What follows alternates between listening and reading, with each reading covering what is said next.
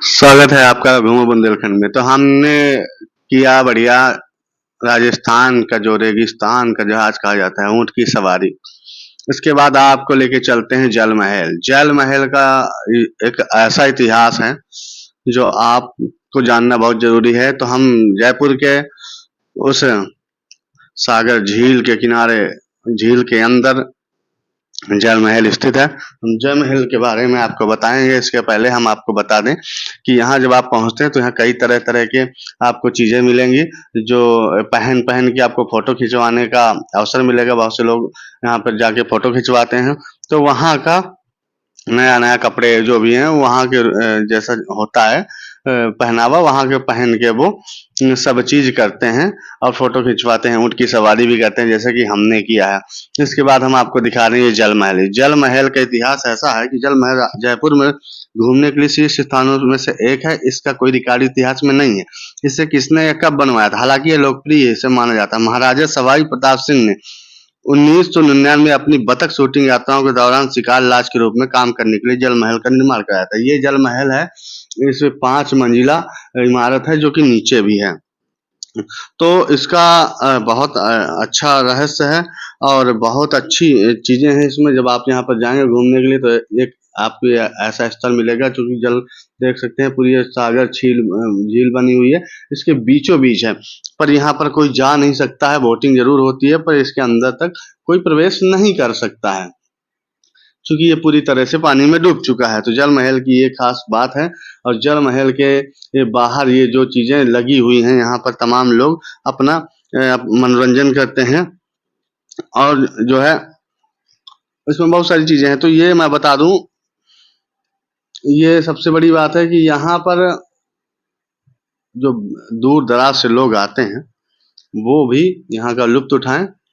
और मैं आपको बहुत थोड़ा सा जानकारी अभी दे दूं कि रानियों के लिए बनवाया गया था। झीलों के बीच बीच है अद्भुत महल, जिसे बहुत से राजाओं की बहुत सी रानियां होती थी, तो उनके लिए ये महल तैयार करवाया गया था। तो वहां पर राजा जाते थे, अपना रानियों के साथ अपना विश्राम करते थे। तो ये जयपुर में अजमेर रोड पर पड़ता है और महासागर झील इसे कहा जाता है, जिसमें पानी के बीचों बीच बसा यह प्रसिद्ध ऐतिहासिक जल महल। चारों तरफ आपको अरावली की पहाड़ियों के बीच झील में स्थित होने से जल महल को आईवाल भी कहा जाता है। देखो, चारों तरफ से आपकी पहाड़ियां भी मिलेंगी इस जल महल में। जयपुर का प्रसिद्ध एकमात्र पर्यटन स्थल है जो कि पानी के बीच बसा है। देश विदेश से लोग यहाँ पर आते हैं। वाकई बात, हमने भी देखा, बहुत लोग फोटोग्राफी करवाते हैं, देश विदेश से आते हैं। और महाराजा सवाई जयसिंह ने 1999 में इसलिए करवाया था जल महल का निर्माण कि मतलब अब उनका व्यक्तिगत अपना मामला रहा होगा। जयपुर के महाराजा सवाई जयसिंह ने अश्वमेध यज्ञ के बाद वर्ष 1999 सॉरी वर्ष 1799 जल का महल का निर्माण करवाया था। वे राजसी उत्सवों और अपनी रानी के साथ वक्त बिताने के लिए जल महल का इस्तेमाल करते थे। जल महल अब पक्षी अभयारण्य के रूप में भी विकसित हो रहा है।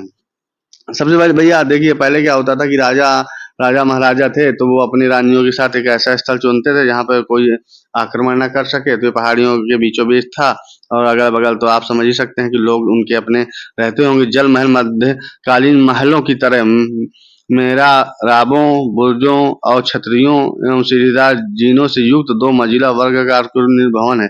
इसकी ऊपरी मंजिला की चारों कोनों पर बुर्जों की छतरियां और बीच की बारादरियां समसागर स्तंभों से आधारित है। इस महल के निर्माण से पहले सवाई जयसिंह ने जयपुर की जलपूर्ति हेतु गर्भावती नदी पर बांध बनवाकर महासागर झील का निर्माण करवाया था।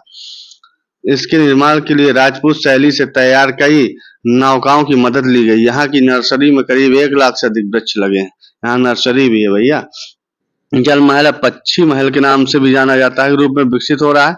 इस महल में कई तल पानी के अंदर बनाए गए जिसमें यह ठंडक रहती है। इस महल से पहाड़ और झील का खूबसूरत नजारा भी देखा जा सकता है। चांदनी रात में झील के पानी में इस महल का नजारा बेहद आकर्षक होता है। तो भैया, राजाओं का अपना अलग महत्व है। और फिर इसके बाद यहाँ पे जो राजस्थान की एक परंपरा है, जो यहाँ पे कहा नहीं जाता है कि भैया रेगिस्तान का जहाज कौन होता है। तो भैया, जहाज यही है रेगिस्तान का। रेगिस्तान का ये एक ऐसा जहाज है जहाँ पे लोग अपना सवारी करते तो हम बैठे इस पे, हमने कहा लाओ भैया थोड़ा सा घूम ले हम भी। मेरा ये दूसरा अटेम्प्ट था वहां जाना। तो ये ऊंट का जो है सफर है, इसमें बहुत अच्छा अनुभव महसूस होता है। लोग वहाँ घूमते हैं।